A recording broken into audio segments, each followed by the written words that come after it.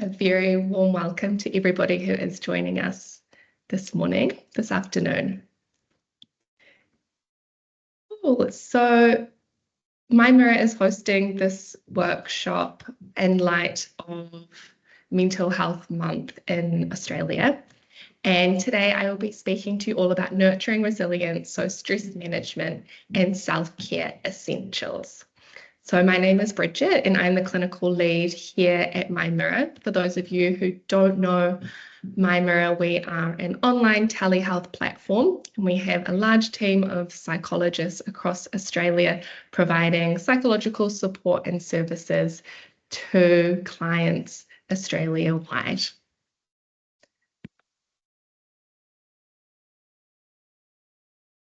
So before we do get started, in the spirit of reconciliation, MyMirror acknowledges the traditional custodians of country throughout Australia and their connections to land, sea and community. We pay our respect to their elders, past and present, and extend that respect to all Aboriginal and Torres Strait Islander peoples today. So a little bit of housekeeping before we dive in. Rachel, our wonderful clinical manager, is here joining us. And she will be facilitating the Q&A component at the end of today's session. So please feel really welcome to drop in any questions that you might have in the Q&A function. There's also, I believe, a comments section, so you're really welcome to engage with Rachel and myself and your other peers here today in the comment section. But for any questions, if you could just drop them in the Q&A function, that would be amazing. So there will be around half an hour at the end of today's presentation to work through those questions. But yes, if questions do arise, you're welcome to pop them in before you forget. What else do I need to talk to you about? So we are recording today's session. Your mics and cameras are off, as you will have noticed, and we will be sending you all a recording as well as the slides following today's presentation. I saw a comment or question around, can you take screenshots of today? But as mentioned, we will be sending a copy. And Rachel, have I missed anything before we start? No, I don't think that you have. Thanks, Bridget. Beautiful. Cool. So to get started, if you wanted to maybe drop in the comments section where you are joining us from Australia, so we can all get a little bit of a feel for where we all are. I am currently in Palm Beach on the Gold Coast, but would love to hear where you're all tuning in from.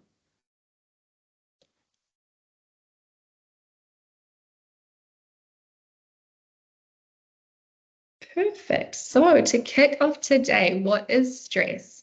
So stress is a natural reaction to the pressures and challenges that we may encounter in our life. And stress can arise from a whole host of different sources.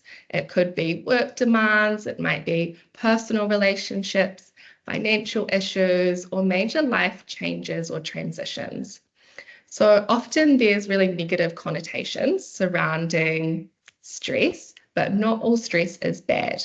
You may have heard a term called eustress, which is actually positive stress. So it all really depends on the situation and how we as individuals handle those situations. So that positive stress can actually really support us to overcome challenges that we may encounter, and it might also really motivate us. So you might have had experience of a deadline at work or at university, school, and that stress can actually really support us to ensure that we meet those deadlines and that we are really productive. So stress only becomes problematic when we might feel quite overwhelmed, or if we experience stress for a long period of time. So we might call that chronic stress. So what are some of the symptoms of stress? So in the previous slide, we broke stress down under physical symptoms, emotional symptoms, and behavioral symptoms. So some physical symptoms that you may experience or people who are experiencing stress might notice include things such as headaches, muscle tension or pain, fatigue, sleep disturbance. So that sleep disturbance can look like insomnia, so difficulty perhaps getting to sleep, staying asleep. Often people I work with in my practice tell me that they wake up in the morning quite frequently around 2, 3, 4 a.m. And that signals to me that they have high levels of cortisol in their body. We'll talk about cortisol really soon, and can be an indication that you might have a lot of stress in your life and in your body. You might notice stomach issues. So a lot of people report things such as nausea, diarrhea, increased heart rate, sweating. So often our bodies send us so many messages or signals that we might be experiencing stress. Emotional symptoms such as anxiety or restlessness is really common. We might notice that we get quite angry or irritable towards our loved ones, our colleagues. Our fuse might feel really short. And we might feel quite overwhelmed easily. In terms of behavioural changes, you might notice changes in appetite. So often people say that they either don't feel hungry, usually as a result of that nausea, or they might engage in overeating as a way of trying to manage that stress that they are experiencing. Social withdrawal can also be really common. We don't tend to feel super social when we might be experiencing a lot of stress.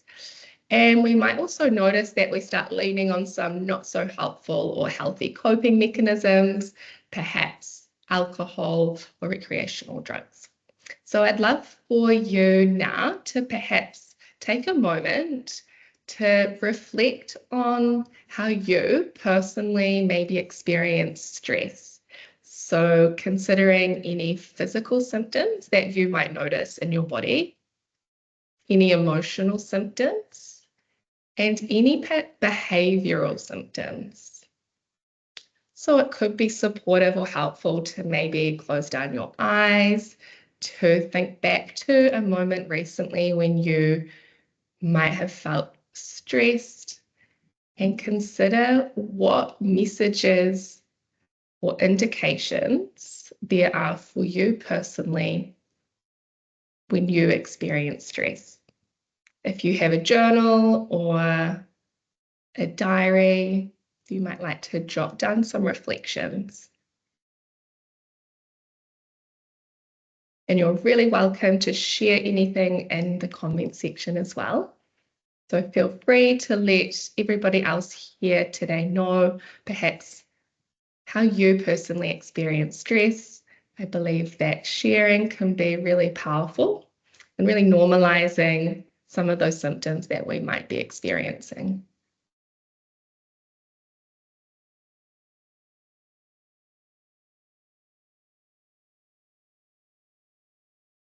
Oh, I will head to the next slide. So what is the science behind stress? So the role of cortisol, cortisol is a hormone produced by the adrenal glands in response to stresses in our life. So cortisol plays this really crucial role in a whole host of bodily functions, from regulating our metabolism, controlling blood sugar levels. So it really ensures that our body has enough energy available, particularly during stressful situations. Cortisol also influences our mood and emotions. So elevated or heightened cortisol levels can affect neurotransmitters in our brains that impact mood, motivation, as well as feelings such as fear and anxiety. So while cortisol is really essential for responding to stress, if we have very high levels over especially a long period of time, this can actually lead to a whole host of negative effects on our mental as well as our physical health. So in terms of our nervous system, responses, many of you might have heard of our sympathetic or fight flight versus our parasympathetic rest and digest symptoms. So these are the two branches of our autonomic nervous system. So the sympathetic or fight flight system is activated in response to perceived threats. So when we're faced with a particular stress, the sympathetic nervous system triggers a cascade of events to try and protect us, to try and keep us safe from these perceived stresses. So if our sympathetic nervous system is engaged, we might notice increased heart rate, perhaps your breathing changes, pupils dilate, all of our blood flows to our extremities in response to either confront or fight or flee from the stressor, enabling a really quick reaction. Conversely, the parasympathetic nervous system is known as our rest and digest system. So the parasympathetic nervous system actually counteracts the stress response. So after the threat or the perceived threat has passed, the parasympathetic nervous system helps the body return to a state of calm by slowing down the heart rate, lowering blood pressure, and stimulating our digestion once again. So we really want to have this beautiful balance between these two systems, and we know that that is essential for managing stress and maintaining health. So the long-term effects of prolonged stress or chronic stress can lead to several adverse effects for both our minds and our bodies. So it can impair our immune function. So many of you might have the experience of if you are stressed or if you've been stressed for a period of time, you might notice you're quite susceptible to getting sick, to infections, and it can also result in a longer recovery time due to increased inflammation in our bodies. It can also cause us to feel really fatigued. So the continuous activation of that sympathetic branch of our nervous system is very fatiguing on the body, as you can imagine, because our bodies are essentially preparing us to fight a perceived threat or run away. It can also lead to cognitive decline. So research shows us that prolonged stress can negatively affect our brain function, particularly in the areas related to both memory and decision making. So I would love now to do a breathing exercise with you, because the way the body breathes can tell us a lot about our emotional world. So when you are either stressed or perhaps anxious or angry, you might notice that your breath is quite high up towards your chest or your collarbone. So we call that clavicle breathing. So I often ask my clients, where in your body is your breath? So where is your breath breathing in your body? So perhaps you can begin by just being really curious and noticing where in your body your breath is. Again, if you'd like to write in the comments and let other people know, you're very welcome.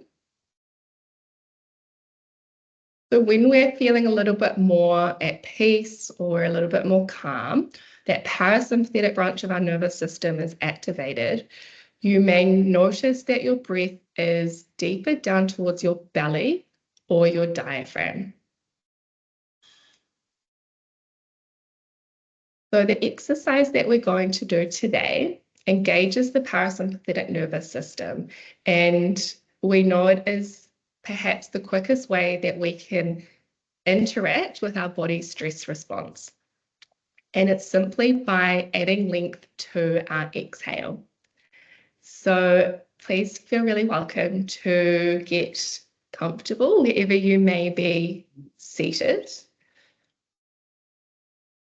Perhaps just begin by noticing all the parts of your body, connecting to any supports beneath you. Noticing your feet maybe planted in the earth.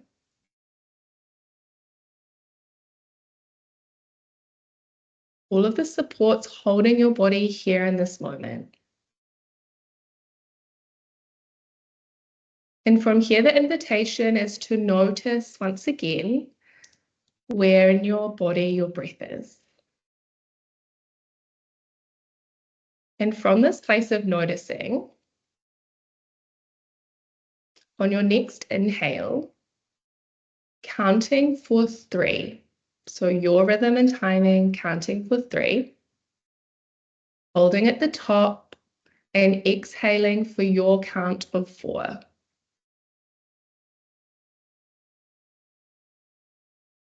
So once again, just in your own rhythm and timing, on your next in-breath, counting for 3. And exhaling for a count of 4.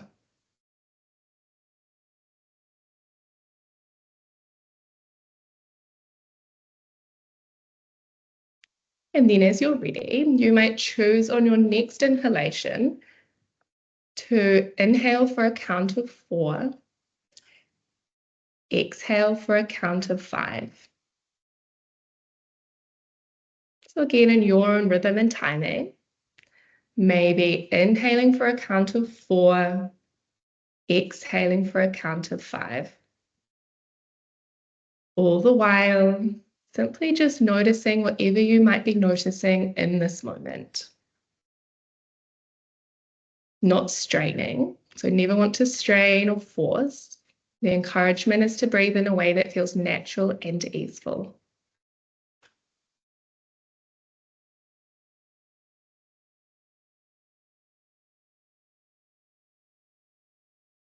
And then whenever you're ready, maybe just taking a moment to reflect on that breath practice. Again, feeling really welcome to share any experiences, anything you noticed in the chat. But again, I can't emphasize enough how helpful this breath practice can be. We can access it throughout our day. And as I mentioned, research does show us that it is one of the fastest ways to interact with that stress response and to remind our mind body that we are safe and okay in this moment.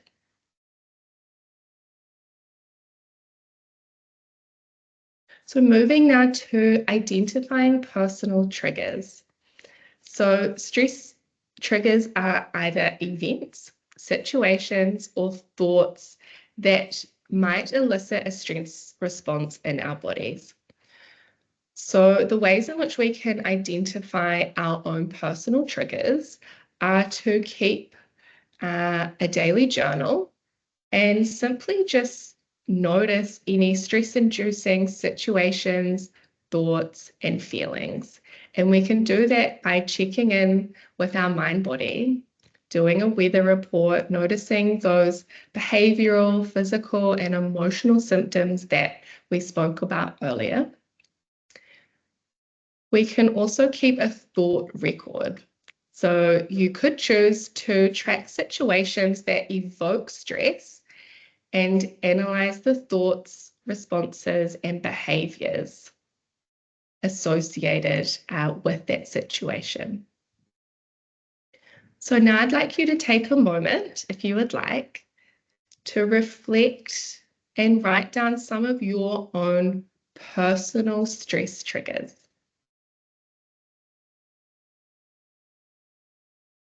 And perhaps what could be useful is to once again maybe close down your eyes if that feels safe and okay. And maybe just casting your mind back to a recent event that felt stressful or was stressful. Considering any thoughts, situations, or events that surrounded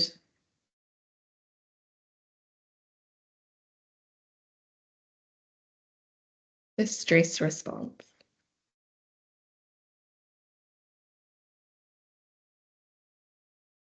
And hopefully I'm not rushing you. Hopefully you've had enough time to journal or reflect in your mind.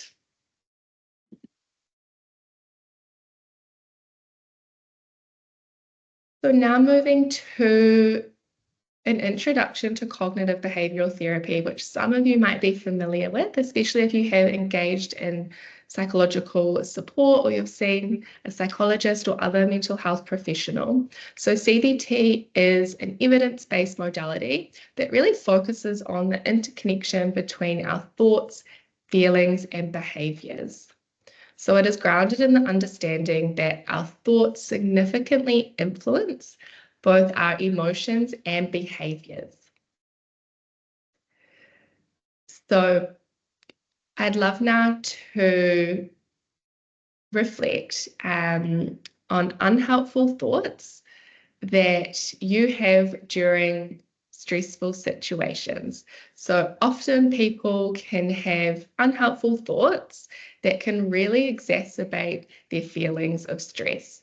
So some examples could be, I can't handle this, I can't do this, if I make a mistake, everybody will think less of me. And this kind of thinking can actually increase our anxiety and pressure to perform perfectly. So stress often stems from cognitive distortions or these unhelpful thoughts. So by restructuring these thoughts, we can ultimately reduce our levels of stress. So again, can we now take a moment to reflect on a situation recently that was stressful? It could be the same situation that we did on the previous slide, or it might be a new situation. And again, you might journal and write down any unhelpful thoughts that you might have had. You're very welcome to use the examples I just gave you. Or there might have been some other thoughts in your mind during this situation.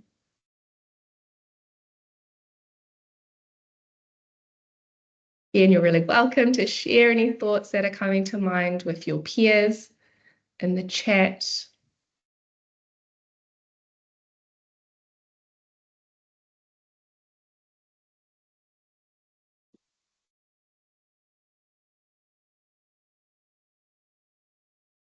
So next we're moving to cognitive restructuring. So just park that thought you've hopefully identified, and we're going to do some work with that thought now through cognitive restructuring.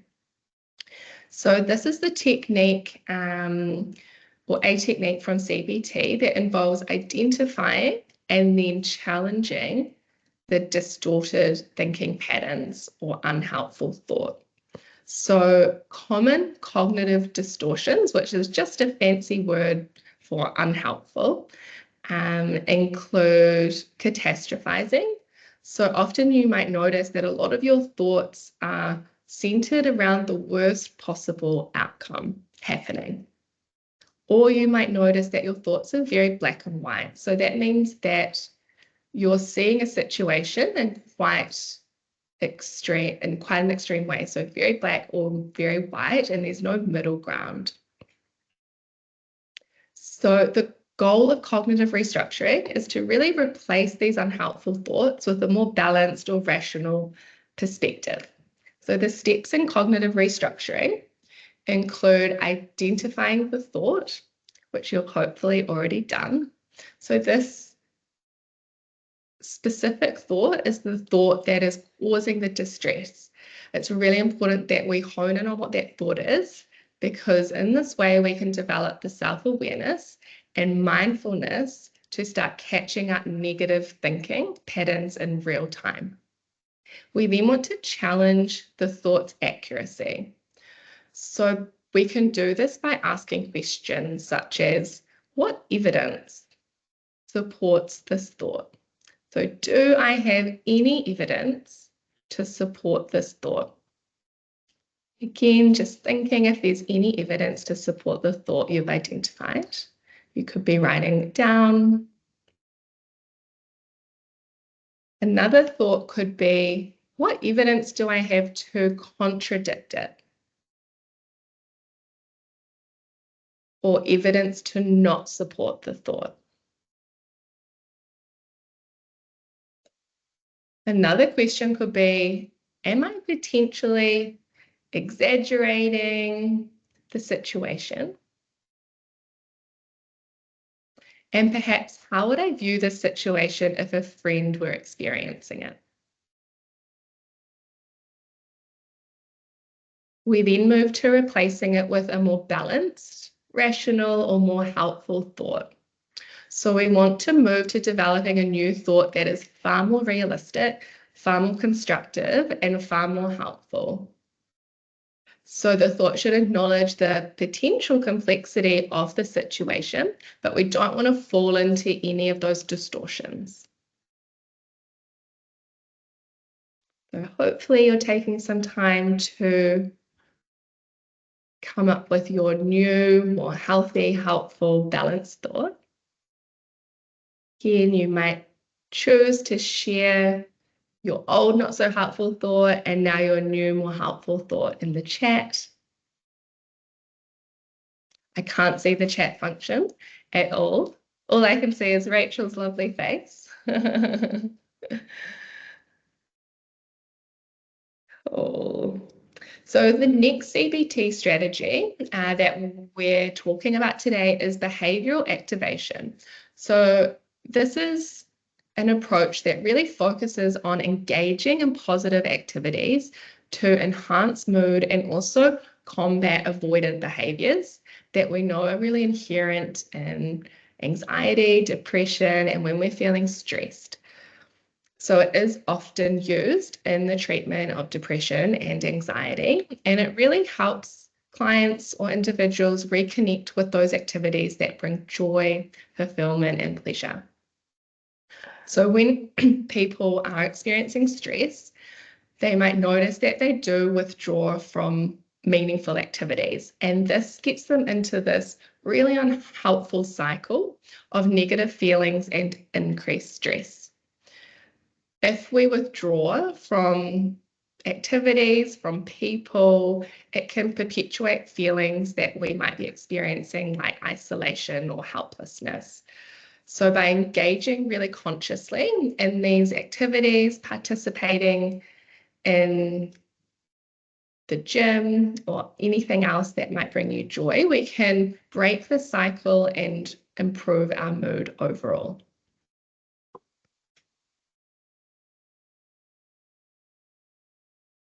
So now we're moving to another evidence-based therapeutic modality called acceptance and commitment therapy. So short for ACT, emphasizes psychological flexibility, mindfulness, and living in accordance with our values. So ACT combines strategies with commitment and behavior change to ultimately enhance our overall well-being. So in terms of the connection between ACT and stress, ACT offers us a really unique approach to managing stress by teaching these acceptant behaviors or acceptance of unpleasant feelings instead of trying to avoid or fight them.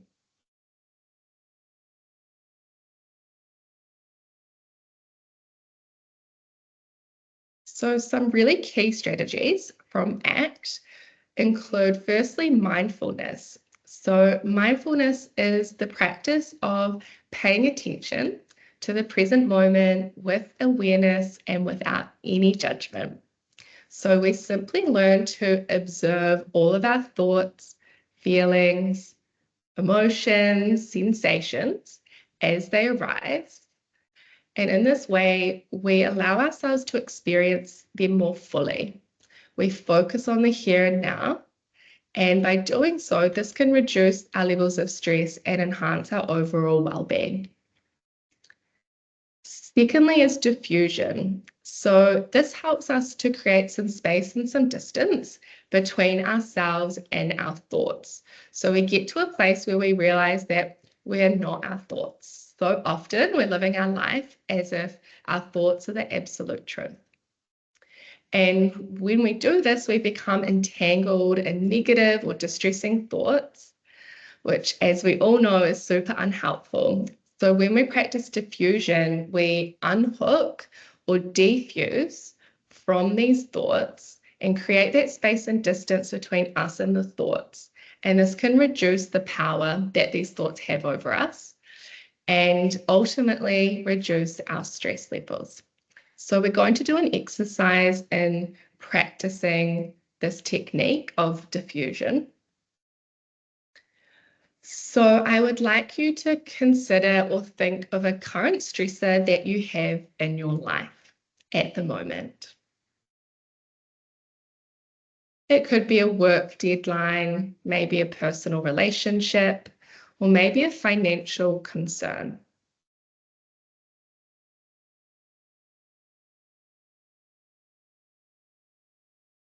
And now I'd like you to acknowledge the thought associated with the stressor.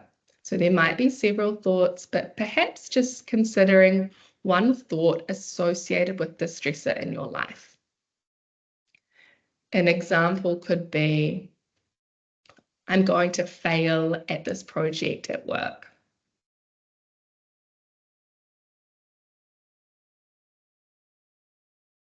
So after you've identified the thought, to practice diffusion, you might visualize this thought out in front of you, perhaps placing it on a cloud in the sky, acknowledging its presence without any judgment. You might use the language of, I'm noticing I'm having the thought that I'm going to fail at this project at work, or whatever your personal thought is. And then feeling really welcome to simply allow this thought to pass like a cloud in the sky.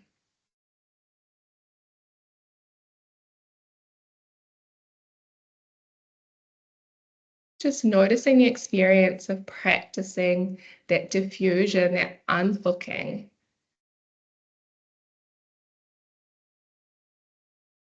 Another option is to imagine your thought as a leaf on a stream. So we're just noticing that thought on a leaf and picturing it drifting away from you. And as you visualize the leaf drifting away from you, that thought becomes smaller and smaller.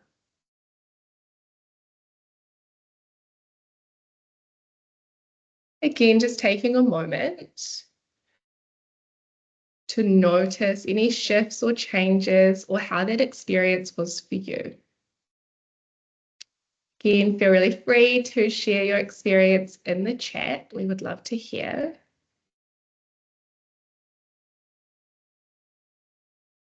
You might feel less overwhelmed or more able to approach the situation now with a clearer mind, or not. Whatever your experience is perfect.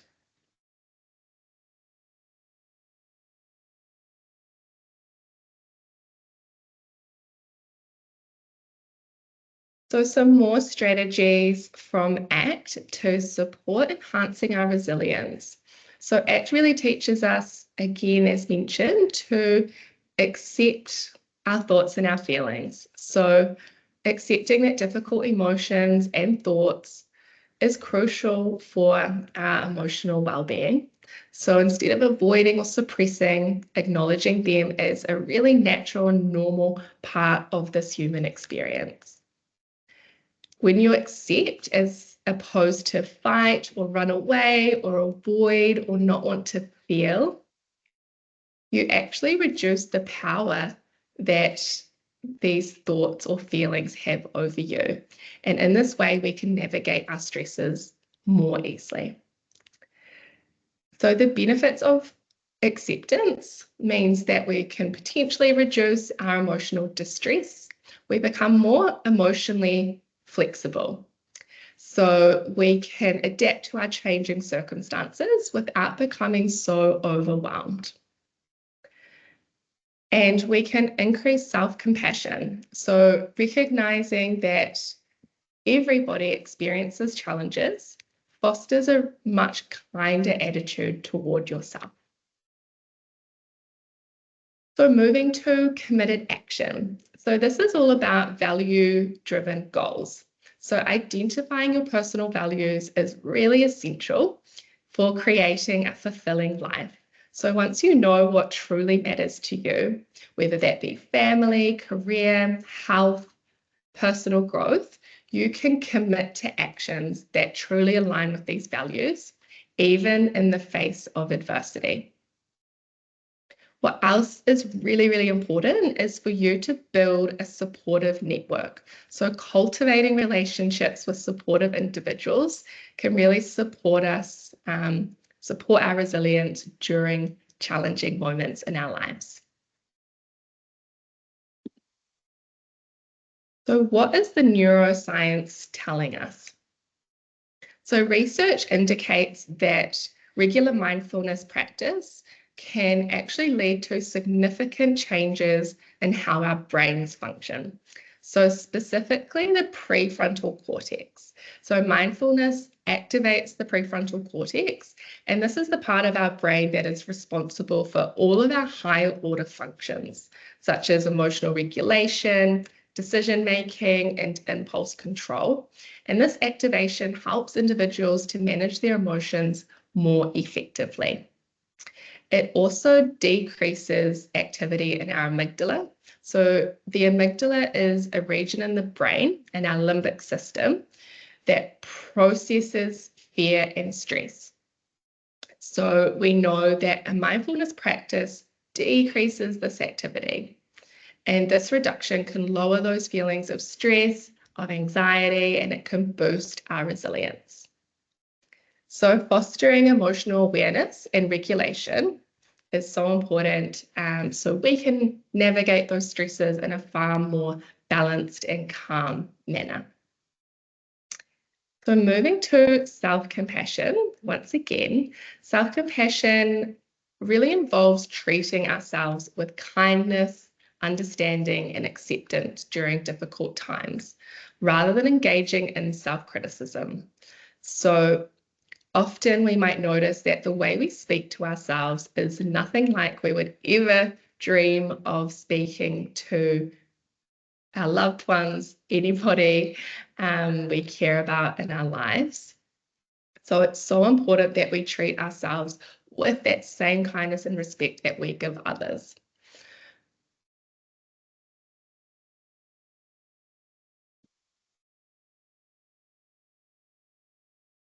So moving now to self-care. So you've probably heard it all before, that you can't pour from an empty cup. Take care of yourself first. You've got to nourish to flourish. And as they say in the airline industry, put your own mask first, then help others. So what is genuine self-care? So genuine self-care goes far beyond those superficial activities like spa days or bubble baths. It very much encompasses a holistic approach to maintaining our mental, emotional, physical, and spiritual well-being in a really sustainable way.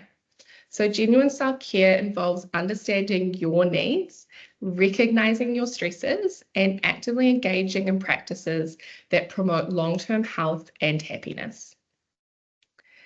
So some practical self-care strategies could look like setting some really strong boundaries with work, with technology, and with other people in your life. It could look like prioritizing your rest and sleep. So often we're feeling fatigued, we're tired, but all too often my clients tell me that they just really struggle to not push that next episode of their Netflix. Movement and exercise. So really ensuring that we're bringing in some movement, some exercise into our daily routine. Focusing on nutrition, so how we're feeding our bodies, what we're feeding our bodies, if we're drinking enough water, if we're carving out enough time and space to relax, to restore, And are we connecting to other people? Do we have connections in our lives, and are we prioritizing connection? So what gets in the way of us practicing genuine self-care? So many people associate self-care with selfishness, believing that taking time for themselves distracts from their responsibilities or obligations to others. But this mindset can actually prevent us from recognizing that self-care is essential for our overall well-being, and it actually then enables us to be more present in our relationships, to be more effective in our workplace. By not prioritizing it, it can really impact on how we show up and how we feel. A lot of people say that they're time poor, they just don't have enough time, there's not enough hours in the day.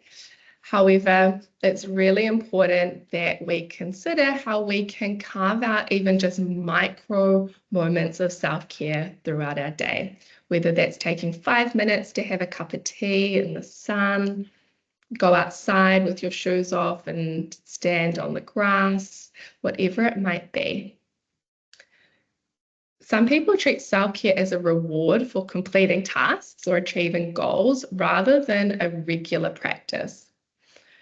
So this transactional approach can actually lead to infrequent self-care and create feelings of guilt, inadequacy, as if self-care is not earned. But I always say that self-care is our birthright, and so important that we are prioritizing and practicing self-care daily.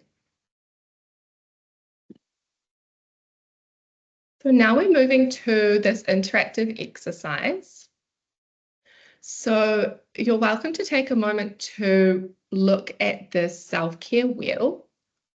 There's these different components of how we could potentially practice self-care in our lives, or different headings.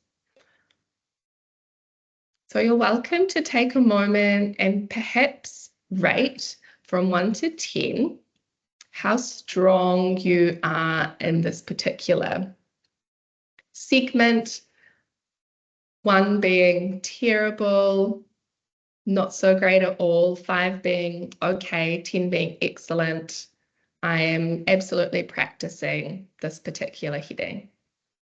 So just taking a moment to either write in your journal if you have one, or maybe just in your mind, going around and just noticing where you're sitting on that scale from 1 to 10 for these different headings.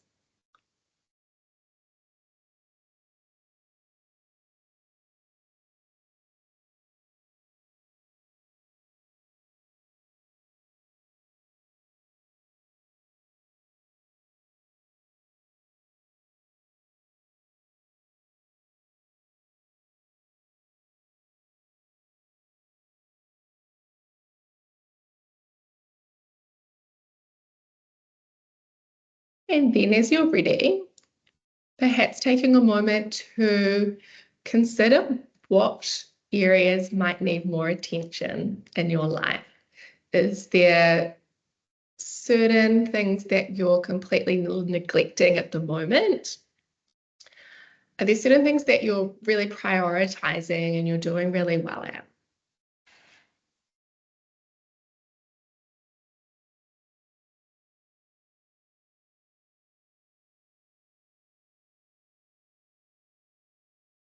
And then as you're ready, you might choose 1 or 2 of the areas that perhaps need some more attention,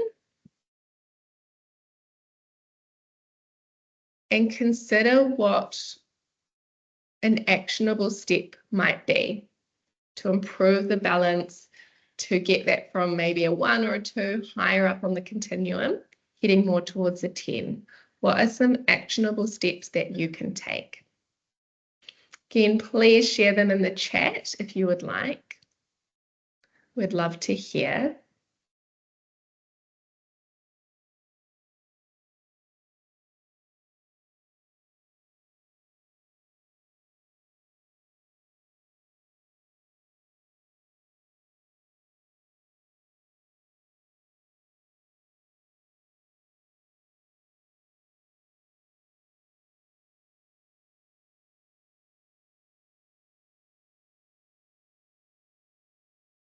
And I hope, again, I'm not rushing you, but you're really welcome to return to this exercise. And I'd really encourage you to return to this exercise after today, to really take some time to sit with this wheel, to reflect deeply on where you are sitting in that 1 to 10 scale and set those really actionable steps to improve balance in your life.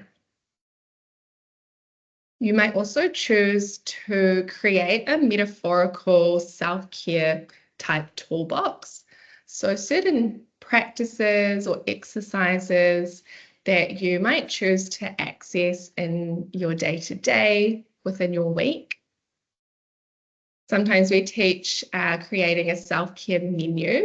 So writing a menu of all of the self-care practices that you love, that fill your cup up, whether that be a bubble bath, going to the gym, catching up with a friend for coffee, a walk. And then on any given day, you can reflect on that menu and choose an exercise or practice.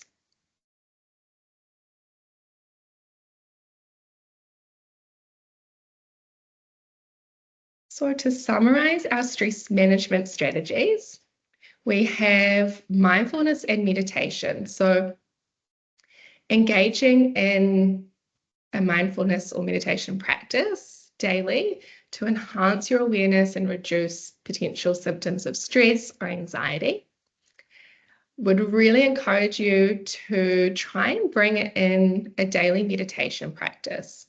So there's so many amazing apps that are available with a whole host of free meditations.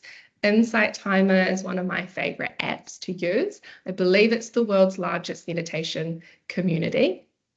There are paid meditations on there, but there are a lot of free ones. Calm app is really good, as is the Headspace app, especially if you're a beginner. So a lot of people say to me, Bridget, I can't meditate, my mind is too busy. And then they stop their practice. And I say to those clients, that is the practice. Your mind is programmed to be busy. All of our minds are busy. It's important we meditate so we notice when our minds take us away. We unhook and come back to an anchor in the present moment. And when we do that, that is the moment of mindfulness. And that is how we strengthen our mindfulness muscle.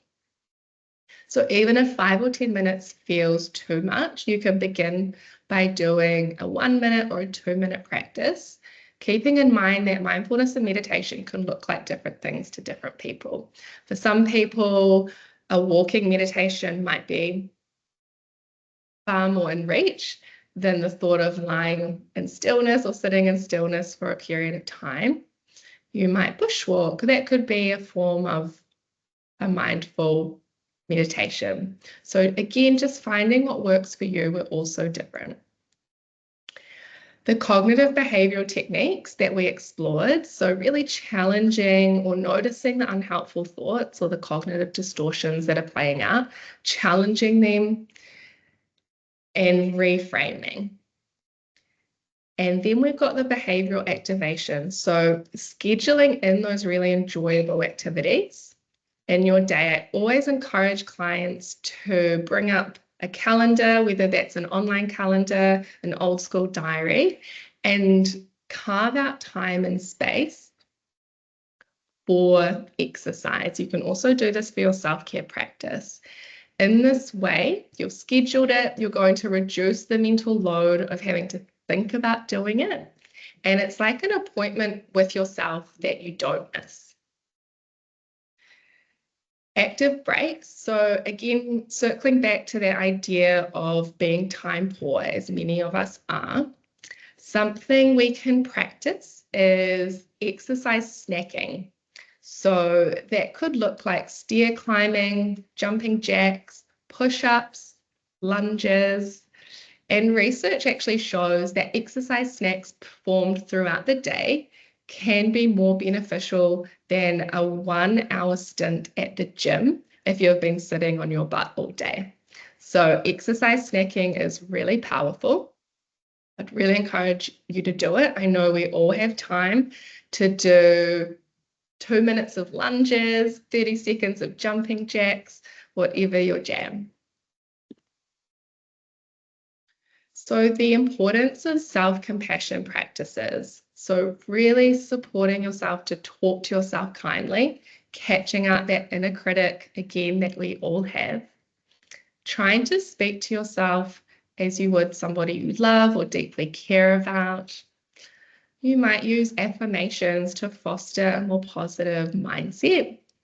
I love affirmations. I encourage clients to use affirmations, post-it note them around their space, on their phone, pin it as a note, whatever you need to just gently remind yourself to speak kindly. The importance of time management. So really using to-do lists, managing your time effectively, carving out those times in your calendar for self-care, for exercise. The importance of setting boundaries. So often many of us are people pleasers and we might be yes people, but when we say yes to others, we can sometimes be saying no to ourselves. So noticing if any additional responsibilities might be adding to your stress bucket and potentially supporting yourself to implement a boundary with another person to say that your cup's full at the moment, you're not going to be able to take on that extra responsibility. The importance of connecting with others. So whether that be at home, community groups, the gym, maintaining relationships for emotional support. I cannot emphasize enough. And considering professional help. So knowing that you might need to outsource sometimes to seek professional support and help for learning new coping strategies or tools, or if you just don't feel like you're coping on your own. So here are the resources and the references. Yes, everything I have spoken to you today is based on research evidence, and you're really welcome to go back and read any of these resources. And then we come to our Q&A. So I'm going to exit my screen. Hello. Okay, so I've got one question so far in the chat, and I love it if people jump to the Q&A just because otherwise I've got to jump between two of the screens. Now this one was from Tony, who has prefaced, I know this is off topic, so Okay, Tony, we'll see what we can do. Yes. So Tony has said, I often work with patients with stress, anxiety, depression in healthcare. Various times I know these patients could benefit from counselling services. I often, however, experience resistance from patients when offering these services. They'll say things like, no, I'll be all right, or I'll consider it. I've used strategies including explaining these counselling services are private, confidential, free, etc., etc. Are there any other good strategies to help encourage or support patients, especially those that could benefit from counselling but not seek it? Yeah, absolutely. So there's so many wonderful resources online that I'd really encourage you to perhaps create a library of on your computer. So you might email them, or you could potentially print them out for your clients. And perhaps that could be a really good first step for them, having access to some resources that they might start to implement in their day-to-day lives. Unfortunately, you know, when we can see other people could potentially really benefit from some help and some support, and we share that with them, they might not quite be at that stage of their journey. They might be in the pre-contemplative, kind of contemplative stage. They might not quite be ready. So I think sharing some resources, some evidence-based strategies and tools to get them started, might give them a little taste of what could potentially be really helpful and supportive. And then maybe from there, they might be encouraged to go on and seek professional help and support. Thank you, Bridget. Hopefully that was helpful, Tony. Another question just about if I'm a very busy person and I have lots and lots of competing tasks and priorities, how can I manage self-care and stress reduction? Yeah, really good question. So, as I really emphasized throughout today's presentation, so many of us are so time poor and we don't feel as though there's enough hours in the day, and we have all of these competing priorities, and we often put self-care at the bottom of those competing priorities. So, I'd love to consider if we can shift the focus that our self-care should be the priority always. I say to clients, when we slow down, we can actually speed up. Hopefully throughout the presentation, you've had some examples of really micro tasks or activities that you can do throughout your day. Something that I love doing is habit stacking. So, for example, this morning I went on a walk, and on my walk I did that breath practice I will talk you through. So in that way I'm doing two things at once.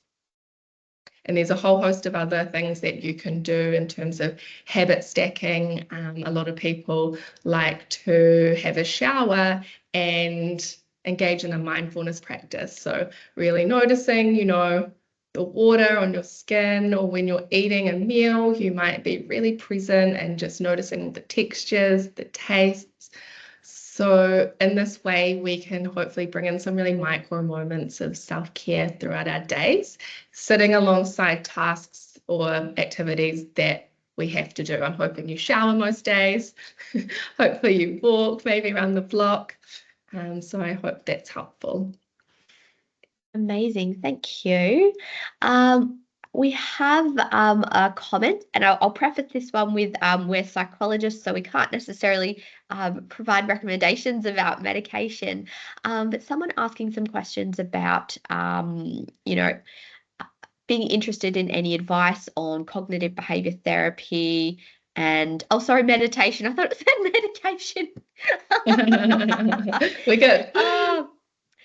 Sorry, that's me. I'm obviously not reading clearly enough. I've heard about it often, but don't really know. I guess it's how would you access CBT and meditation? What would be a good first step to learn more or to get linked in with somebody who can support? Yeah, absolutely. So in terms of where to start, I'll start with a meditation practice. So I'm not sure if you caught on, but I would really encourage you to start on an app. So I mentioned Insight Timer, the Calm app, and Headspace, so 3 really great apps.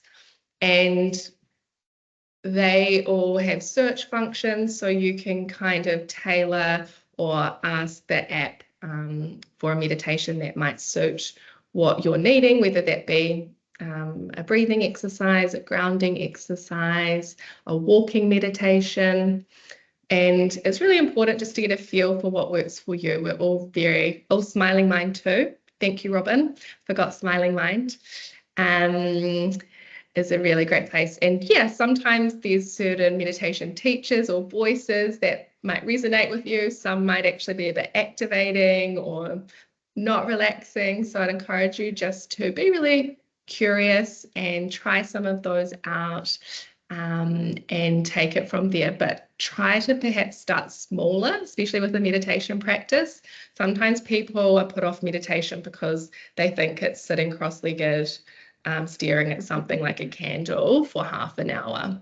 But it doesn't have to look like that at all. It's about finding what works for you. In terms of CBT, so most registered psychologists have likely done CBT in their training. So I don't want to say every single psychologist is trained in CBT, but it's very likely that most psychologists are trained in CBT. So if you were to seek professional help, it's likely that that psychologist would be able to provide you with psychoeducation around what CBT is and perhaps access that modality if it did align with your treatment goals. There's some great resources online. So I often provide my clients with resources from psychologytools.com. Have I got that correct? I use Centre for Clinical Interventions is my go-to. I love that one. Okay, that's another good one. So yeah, the Centre for Clinical Interventions has some really great modules as a starting point, or Psychology Tools, I think, if my memory is serving me correctly. And This Way Up is another really good one. There's a lot of self-directed modules on there as well, or you can be prescribed them through your psychologist for free. Amazing. Thank you, Rachel. Sorry, I'm just hijacking. No, beautiful. Perfect. Hijacking things just for people to go and have a bit of a look-see. Another question that has come in is it was sort of a reflective statement, but then also a question to go with it. So this was a sort of comment really about knowing that this person needs to speak to someone, but they often don't know who to reach out to, or getting in the mindset that their problem doesn't feel like it's important enough to seek support for. And then the question was really around how to change the mindset and who can they sort of reach out to. Yeah, really great question. And so often people come to therapy and they say, oh, my problem isn't big enough. There's always people worse than me, or I should have come 5 years ago, 10 years ago to therapy, but I never thought my problem was valid enough, big enough. Other people had it worse than me. But all of our problems or challenges are absolutely valid. If something is getting in the way of you really thriving, of you living a really fulfilling life, if you're experiencing any kind of distress or discomfort, you could potentially benefit from seeing a professional.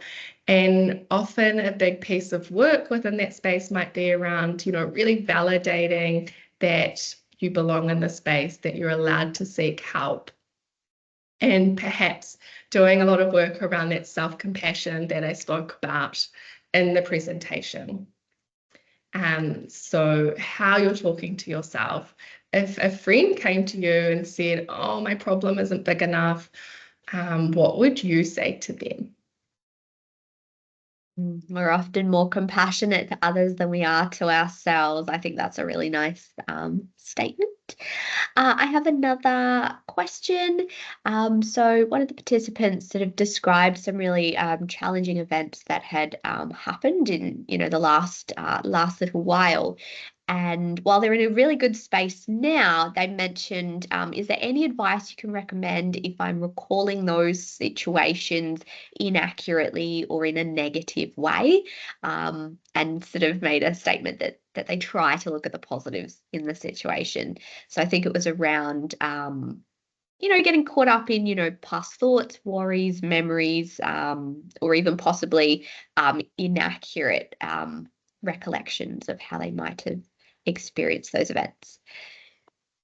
Yeah, absolutely. So if you're finding what we did from CBT in terms of like the challenging, the not so helpful thought a little bit tricky, you might choose to access tools from acceptance and commitment therapy, which would look like simply putting the thought or the situation, the feelings out in front of you, whether that be on a stage or up in the clouds or on the leaf as we did, and simply observing the thought with no judgment, just noticing that's words out in front of me. And in that way, you're creating that space and distance between yourself and the thought. You hopefully will get to a place where you realize that thoughts are just words your mind's creating. They don't have to be the absolute truth. We don't have to live our life as if our thoughts are the truth, because they're often not. So if you can support yourself to unhook or defuse and simply observe whatever you're noticing out in front of you, hopefully that will help shift the power and control it sounds like that thought might be having over you at the moment. Yeah, thanks, Bridget. Now I've got another question. This one's about parenting and grounding and some new suggestions. So I'm just giving a summary. This participant said, my biggest problem is parenting. I want to be an emotionally stable mum. I've got 3 little ones. My oldest is 5 and has ASD, and I'm just making the assumption that typical ASD is autism spectrum disorder, just for anyone listening who's not aware of the acronym. I do not have any support close by. I want to be and do more, and I'm finding everything stressful. Exercise at home usually causes the kids to fight or shove each other. Walking, my kids don't listen or stay close. Eating, I find I'm just eating leftovers. Already using too much screen time just to get basic things done. She mentioned that she tries to do the 5 minutes a day to be mindful, but finds the kids just climb all over her when she sits down, and try to do it while she's doing things like laundry, but always finding that she's then having to sort of stop and get drawn back into the kids. She did mention that she does have ADHD. And this is her own statement, not my interpretation. I feel like an emotionally immature parent. I want to be grounded and gentle, but fail daily. Sorry, I'm ranting. No, not at all. We get you. We totally understand what you're saying. Any suggestions about how to ground myself, or are there any suggestions maybe for something that I haven't tried? First of all, just really reflecting the real transparency and honesty in what you just shared, and thank you. It's not always the most comfortable feeling to be able to say things like that. I'm going to hand over back to Bridget. Yeah, thank you for sharing. It sounds like a really challenging situation, but the fact that you're here means that you really want to improve your functioning and hopefully learn some skills and tools to support you to be more emotionally regulated and grounded. So some ideas that came to mind as Rachel was speaking was, I don't know if your kids sleep. I know often they don't, but perhaps if they do sleep, you could wake up a little bit earlier, just to have some time to yourself, to perhaps practice some grounding or some mindfulness, some movement. Otherwise, perhaps considering if you could bring the kids into any of these activities. So have you thought about, doing a mindfulness practice with them, or maybe going out into the garden if you have one, or a playground or nature with them, and doing some activities outside to support, grounding and regulating. But we can honestly bring our kids into a lot of these activities that we do, and then we're actually modeling really positive behaviors to them as well. We're also co-regulating in that space, which is really helpful. So I hope those couple of suggestions might be useful. Thanks, Bridget. One more question. Are there any books you recommend for mental health? Man's Search for Meaning has helped me in so many ways. Great book. Oh, where do I even get started? Psychologist Library is a very varied place to go visiting. Oh, is there anything more specific, or is it No, very broad? it was quite a general one. Maybe just list off some of your favorites that you recommend for So, clients. yeah, I guess one of my favorites that many of you might have heard of is The Body Keeps the Score. Is a great one. I really love that book. I find it really valuable, and a lot of clients find it really valuable. Mind Over Mood is a really good book, especially for the participant who shared that they wanted to begin CBT. That could be another place for them to start. Oh, I'm frozen. I've got so many books on my bookshelf, which I can't see. What are yours, Rachel? Um, I love The Whole Brain Child. I think that one, even though it's about childhood and parenting, I mean, this one actually might be helpful for the parenting question as well. But it actually helps us to make sense of things that happen to us as children and how we have kind of our experiences have led to the way that we interact with the world around us. Um, we had another comment in there. Beating the Blues is a good CBT book. The Body Keeps Score is great. Yes, we've got another another agreement there. The it's an Aussie book apparently, Beating the Blues.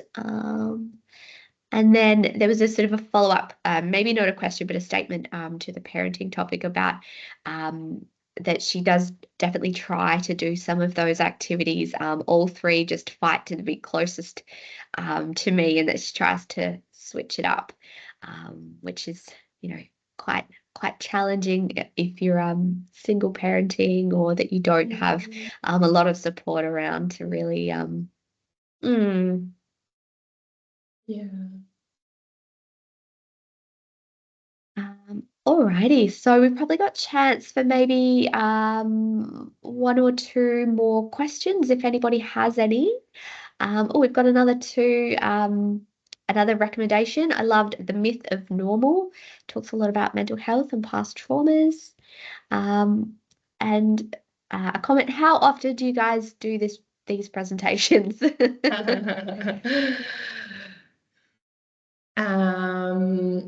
Well, if Rita? we have requests for them, we could potentially do them more often. This We one really was did the, in, oh, sorry, Bridget. we did them in light of Mental Health Month in Australia, but we do still facilitate various workshops throughout the year as well. Thank you. Okay, I'm just gonna quickly we've had a yes, please, more often. Excellent. So I'm just double checking that there was nothing else on the Q&A page. Okay, thank you so much, everybody. I will let Bridget do the wrap up, but just wanted to let you know, Bridget, that there's no more questions on the list. Amazing. Thank you, Rachel. Well, thank you all so much for showing up here today. It's a real testament to you already prioritizing self-care and self-love in your life. So I really hope that you have got at least one thing that you can take away from today to support and perhaps stress or stress management in your life, developing resiliency and self-care. It's been a really big privilege to hold space, and I wish you all well. Bridget, thanks, everybody. Take care.